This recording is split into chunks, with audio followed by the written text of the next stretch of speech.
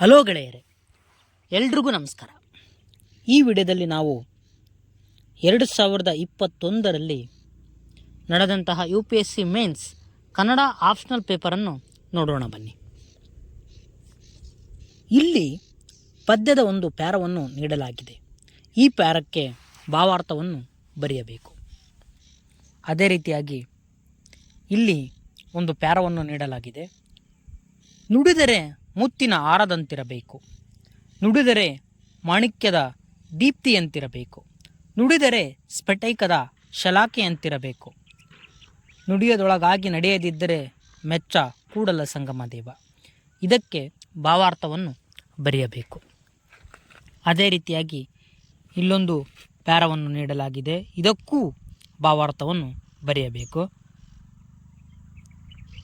ನಂತರ ಇದಕ್ಕೂ ಭಾವಾರ್ಥ ಬರೆಯಬೇಕು. ನಂತರ ಇದಕ್ಕೂ ಕೂಡ ಭಾವಾರ್ಥವನ್ನು ಬರೆಯಬೇಕು.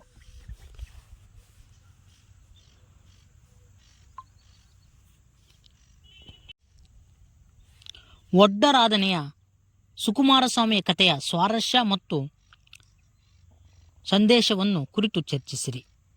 ನಂತರದ ಪ್ರಶ್ನೆ, ಪಂಪನ ವಿಕ್ರಮಾರ್ಜುನ ವಿಜಯ ಕಾವ್ಯದ ಹಿನ್ನೆಲೆಯಲ್ಲಿ ಆಗಿನ ಜೀವನ ಮೌಲ್ಯಗಳ ಚಿತ್ರಕವನ್ನು ನಿರೂಪಿಸಿ. ನಂತರದ ಪ್ರಶ್ನೆಯನ್ನು ನೋಡುವುದಾದರೆ, ನಂಬಿಯಣ್ಣನ ಸಾಂಸಾರಿಕ ಮತ್ತು ಆಧ್ಯಾತ್ಮಿಕ ನೆಲೆಗಳನ್ನು ಹರಿಹರನು ಚಿತ್ರಿಸಿರುವ ಬಗೆಯನ್ನು ವಿವರಿಸಿ. ನಂತರದ ಪ್ರಶ್ನೆ ನೋಡುವುದಾದರೆ, ಕುಮಾರವ್ಯಾಸನ ರೂಪಕ ನಿರ್ಮಾಣ ಕೌಶಲ್ಯದ ವೈಶಿಷ್ಟ್ಯವೇನು ವಿಷಾದಪಡಿಸಿರಿ. ನಂತರದ ಪ್ರಶ್ನೆ ನೋಡುವುದಾದರೆ, ಕನಕದಾಸರ ಕೀರ್ತನೆಗಳಲ್ಲಿ ಜಾತಿ ಭೇದದ ಕುರಿತಾದ ಜಿಜ್ಞಾಸೆಯು ಹೇಗೆ ಮೂಡಿ ಬಂದಿದೆ ಚರ್ಚಿಸಿ. ನಂತರದ ಪ್ರಶ್ನೆ, ದುಶ್ಯಾಸನ ಅಂತ್ಯದ ನಿರೂಪಣೆಯನ್ನು ಪಂಪನಲ್ಲಿ ಹೇಗೆ ಪರಿಭಾವಿಸಲಾಗಿದೆ ವಿವರಿಸಿ. ನಂತರದ ಪ್ರಶ್ನೆ ನೋಡುವುದಾದರೆ, ಭೋಗ ಮತ್ತು ಯೋಗಗಳ ಸಮನ್ವಯ ರತ್ನಾಕರನ ಸಿದ್ಧಿಯಾಗಿದೆ. ಈ ಹೇಳಿಕೆಯನ್ನು ವಿಷಾದಪಡಿಸಿರಿ. ಕರ್ಣ ಒಂದು ಅಭಿಯುಕ್ತ ಪಾತ್ರ ಎಂಬ ಯುಕ್ತಿಯು ಕುಮಾರವ್ಯಾಸನ ಕಾವ್ಯದಲ್ಲಿ ನಿರೂಪಿತವಾದ ಬಗೆಯನ್ನು ವಿವರಿಸಿ. ಅಕ್ಕನ ವಚನಗಳಲ್ಲಿ ಕಾವ್ಯ ಮೌಲ್ಯಗಳನ್ನು ಕುರಿತು ಚರ್ಚಿಸಿರಿ.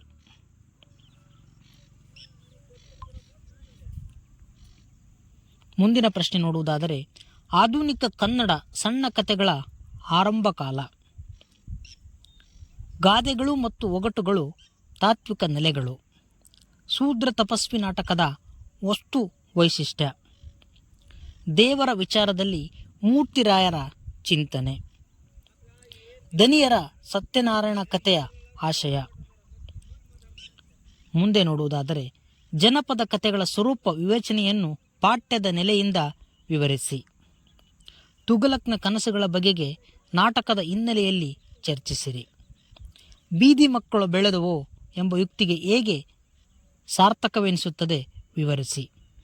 ಬೆಟ್ಟದ ಜೀವ ಕಾದಂಬರಿಯ ಗೋಪಾಲಯ್ಯನ ಪಾತ್ರವನ್ನು ಕುರಿತು ವಿವೇಚಿಸಿರಿ. ಒಡಲಾಳದ ಸಾಕವ ನಡೆಸುವ ಕಾಯಕದ ಮಹತ್ವವನ್ನು ಕುರಿತು ಚರ್ಚಿಸಿರಿ. ಜನಪದ ಸ್ವರೂಪ ಕೃತಿಯ ಮಹತ್ವವನ್ನು ವಿವರಿಸಿ.